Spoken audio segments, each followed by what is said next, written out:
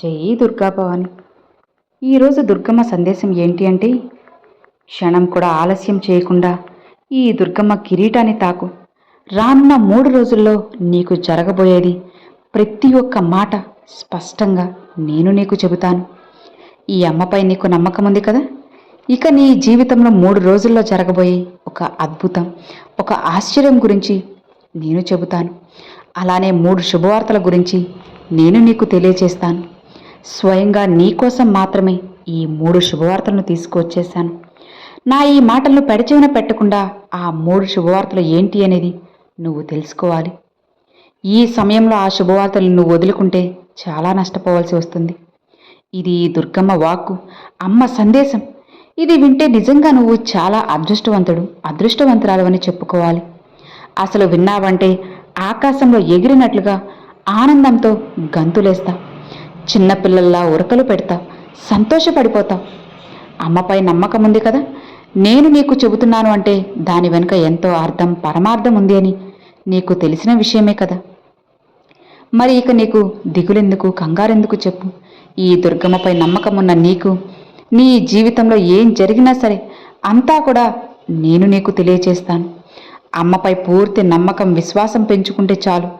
నీకు నచ్చిన జీవితాన్ని నీకు నచ్చినట్లుగా మార్చి నువ్వు మంచి దారిలో నడిచేలా నేను చేస్తాను.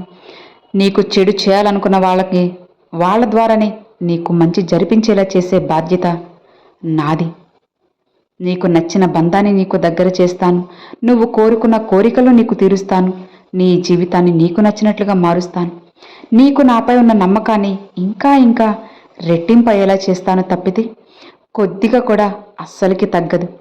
ఈ దుర్గమ్మ చెబుతున్నాను అంటే ఖచ్చితంగా నీకు అది జరిపించే తీరుతాను. ఒక అదృష్టాన్ని నీ జీవితంలో జరిపించబోతున్నాను. రానున్న 3 రోజుల్లో ఒక మంచి శుభవార్త అనేది నీ చెవిన పడబోతుంది. నీకోసంగా చెబుతున్నాను, రాసిపెట్టుకో. 3 రోజుల్లో నీ జీవితం మారిపోబోయే ఒక అద్భుతమైన, ఆశ్చర్యకరమైన 3 శుభవార్తలు నీకు అందించబోతున్నాను. ముందుగా హెచ్చరించే నీకు తెచ్చిన వార్తలివి. దాన్ని నువ్వు శుభవార్తలుగా తీసుకుంటావో లేదా విని బాధపడతావో, వదిలేసుకొని నిర్లక్ష్యం చేస్తావో నీ ఇష్టం. నువ్వు జాగ్రత్త పడతావో అంతా కూడా నీ చేతుల్లోనే ఉంది. ఇది నువ్వు కళ్ళకు కట్టినట్లుగా నేను తెలియపరుస్తాను. నీ జీవితంలో ఇది తప్పించుకునే అవకాశం అనేది నీకు ఖచ్చితంగా ఏర్పడినట్లే. అలానే రానున్న నష్టం గురించి కూడా నిన్ను ముందుగానే హెచ్చరిస్తున్నాను. నిన్ను కాపాడుకుంటాను. అలాంటప్పుడు ఇది నీకు శుభవార్త లెక్కే కదా చెప్పు. ఇక రానున్న అదృష్టాన్ని దక్కించుకోవాలని ముందుగా నీకు నేను హెచ్చరిస్తున్నట్లు అదొక లెక్క. రాబోయే 3 రోజుల్లో నీ జీవితంలో ఒక అద్భుతమైన, ప్రముఖమైన పాత్రను పోషించే రోజులు. ఈ 3 రోజులు కూడా నువ్వు ఊహించని సంఘటనలు ఒకటి తర్వాత మరొకటి జరుగుతూనే ఉంటాయి. అలానే నీకు కొన్ని అద్భుతాలు, కొన్ని రకాలైన ప్రయాణాలు కూడా చోటు చేసుకుంటావు. నువ్వు ఈ 3 రోజుల్లో ఎదుటి వ్యక్తితో కొన్ని ప్రయాణాలన్నిటివి చేస్తావు. కాబట్టి ఎదుటి వారితో మాట్లాడేటప్పుడు కాస్త ఆచితూచి మాట్లాడితే మంచిది. మనస్పర్ధలు రాకుండా, ఒకరినొకరి మధ్య వివాదాలు రాకుండా జాగ్రత్త పడచ్చు. కాబట్టి ఈ తల్లి చెప్పేది ఏంటి అంటే, ఇది కుటుంబ పరంగా కావచ్చు, బంధుమిత్రుల పరంగా కావచ్చు, లేదంటే స్నేహితుల పరంగా కావచ్చు. 3 రోజుల్లో నీకు అనవసరమైనటువంటి ఖర్చులు పెరిగే అవకాశం కూడా చాలా ఎక్కువ ఉంది. ఈ ఖర్చుని నువ్వు వీలైనంత వరకు తగ్గించుకుంటే నీకు చాలా మంచిది. దీని కారణంగా నీ దగ్గర చేతిలో ఉన్నటువంటి ధనం ఏదైతే ఉందో ఆ ధనం పూర్తిగా నువ్వు నష్టపోయే అవకాశం ఉంటుంది. అలానే నువ్వు పెట్టిన ఖర్చులకు ఎలాంటి గుర్తింపు అనేది లేకుండా పోతుంది. చేతిలో చిల్లి గవ్వలేక ఆ తర్వాత నువ్వు చాలా నష్టపోవాల్సి వస్తుంది. నువ్వు ఏ విధమైనటువంటి పొరపాట్లను నేను చేశానా అని నువ్వు అతిగా అనవసరంగా ఆలోచిస్తూ ఉన్నావు కదా. గుండెలు బాదుకొని బాధపడే అవకాశం కూడా రాబోతుంది. కాబట్టి అందుకే హెచ్చరిస్తున్నాను. ఖర్చులు తగ్గించుకునే ప్రయత్నం చేయి. ఆచితూచి డబ్బుల్ని ఖర్చు పెట్టు. అలానే మాటలు కూడా ఆచితూచి మాట్లాడు. ఈ 3 రోజుల్లో నీ మనసు నిలకడగా లేకుండా లేనిపోని ఆశలకు పోతున్నాయి కదా. అతిగా ఎప్పుడూ కూడా ఆశలు అస్సలకి ఆలోచించకు. ఇక ఈ 3 రోజుల్లో నీ ఆశలు కొంత దూరమైనటువంటి ప్రయాణాలు చేయాల్సి వస్తుంది. అందుకే జాగ్రత్త. ప్రయాణాల్లో వీలైనంత వరకు జాగ్రత్త పాటించు. నీ ఆరోగ్యాన్ని కూడా చూసుకో. ఇలా చేసిన తర్వాత నీ ఆశలనేటివి తీరకపోగా బాధ కలుగుతుంది కదా. వీటన్నిటి నుంచి నువ్వు తప్పించుకోవాలని నేను ముందుగా చెబుతున్నాను. నువ్వెందుకు అనవసరంగా తొందరపడుతున్నావు? నువ్వు తల బాదుకోకూడదు కదా. నా బిడ్డ బాధపడ్డా నాకే కదా కష్టం. ఈ 3 రోజుల్లో నువ్వు కూడా జాగ్రత్తగా ఉంటే చాలా మంచిది. ఈ 3 రోజులు నీకు కాస్త కఠిన రోజులని చెప్పుకోవచ్చు కూడా. ఏంటి దుర్గమ్మ, భయపెడుతున్నారా అంటున్నావా? భయపడ్డం లేదు, నిజం చెబుతున్నాను. నిజం ఎప్పుడూ కూడా కాస్త కఠినంగానే ఉంటుంది కదా. నిజాన్ని ఖచ్చితంగా నువ్వు అంగీకరించే తీరాలి.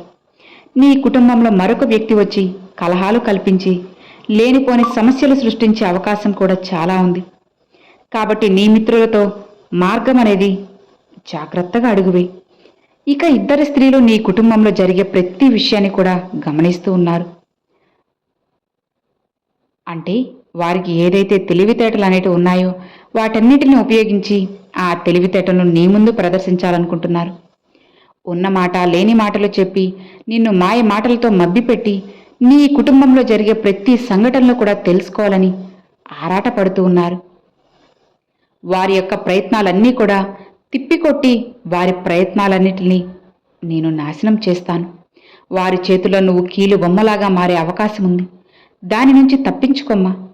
వారి ఎత్తులకు పై ఎత్తులు వేసే ఆలోచనలు తొక్కిపెట్టు.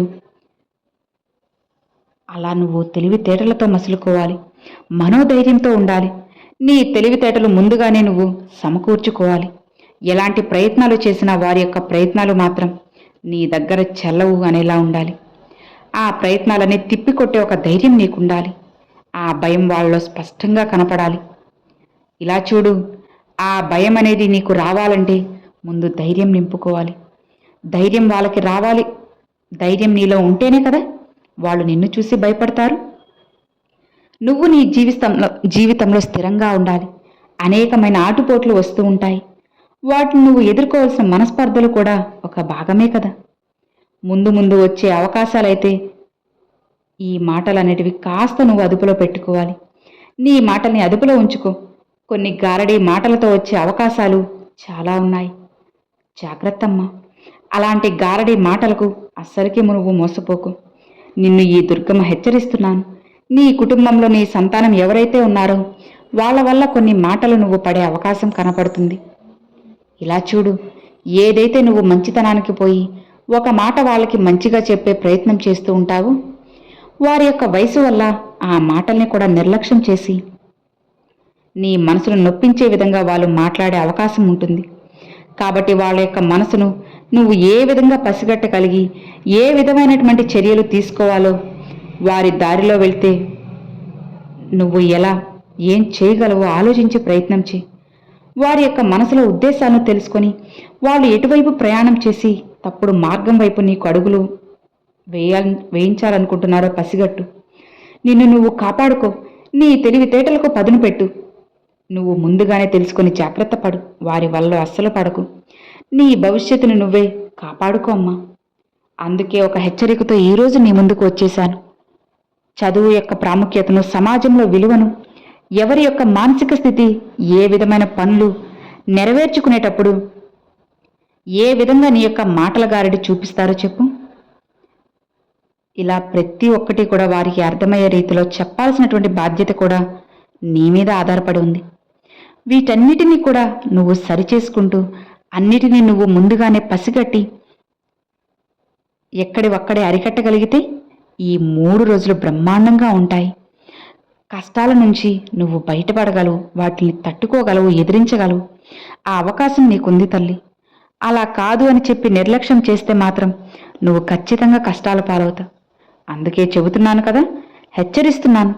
నేను వెతుక్కుంటూ వచ్చి మరి ఈరోజు ఈ మాట నీకు అందజేస్తున్నానంటే నీకోసమే. నిర్లక్ష్యం మాత్రం అస్సలు చేయకు. ఆచితూచి అడుగు వేయి.